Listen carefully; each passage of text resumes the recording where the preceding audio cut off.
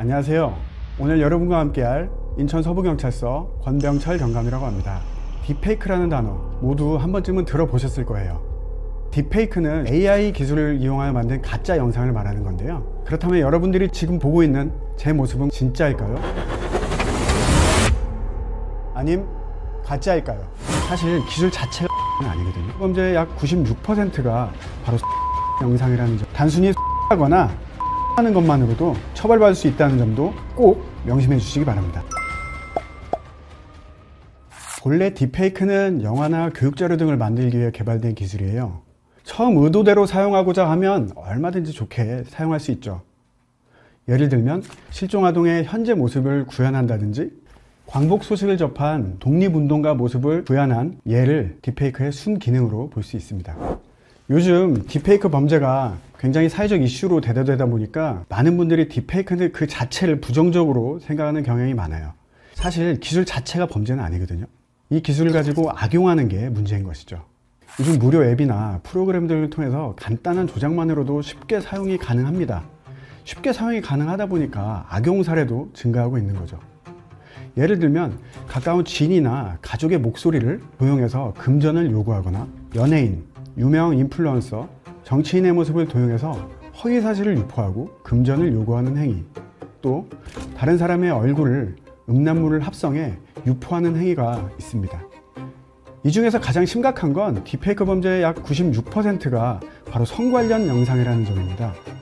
여러분들 아시겠지만 N번방 사건, 그리고 작년 8월에 대학교에서 1000명 이상의 학생이 가입된 비밀방에서 불법 합성 영상을 공유한 사건은 여러분들 모두 다 잘 알 것입니다.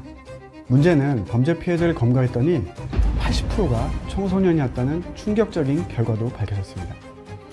물론 저희 본청에서도 교육자료를 하달했고 그 교육자료를 가지고 저희 관내 초, 중, 고 약 100여 개 학교가 있는데 저희 학교 전담 경찰관이 전부 직접 찾아가서 얼굴을 마주보면서 집중적인 교육을 실시했습니다.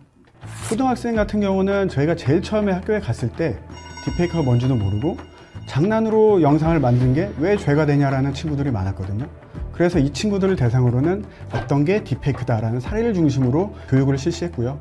중고등학생들 같은 경우는 딥페이크가 중범죄에 해당될 수 있다는 사실을 모르고 있는 경우가 많았어요. 그래서 처벌 법령을 중심으로 교육을 실시했습니다.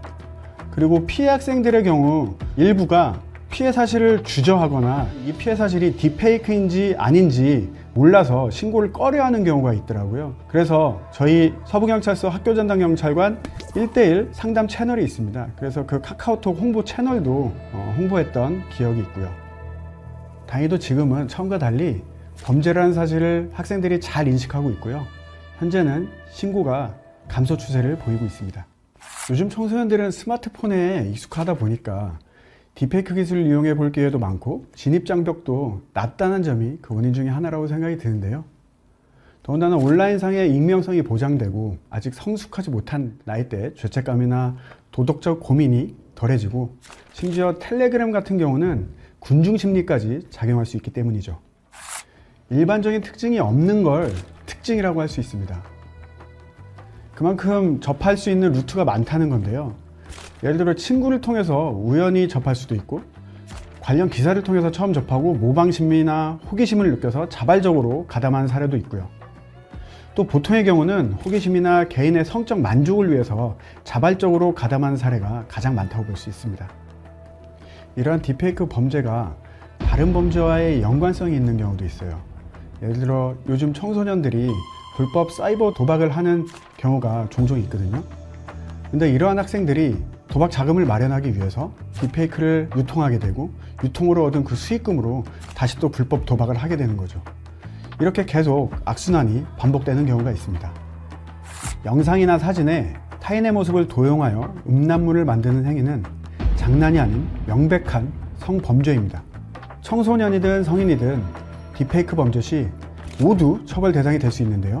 본인이 만드는 것은 물론 타인에게 제작을 의뢰하는 것도 처벌 대상이 되고요. 돈을 받고 영상을 보내주는 판매 행위, 그리고 돈을 받지 않고 영상을 보내주는 배포 행위, 영상물을 구입하는 행위 역시 모두 처벌 대상이 됩니다. 그리고 단순히 소지하거나 시청하는 것만으로도 처벌받을 수 있다는 점도 꼭 명심해 주시기 바랍니다.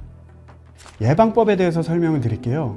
개인 SNS나 인터넷에 개인의 사진이나 명함 등 개인 정보를 올리실 때 최소한 본인의 정보가 딥페이크에 악용될 수도 있다는 사실과 경각심을 가지고 개인정보를 올려주시는 걸 추천드립니다.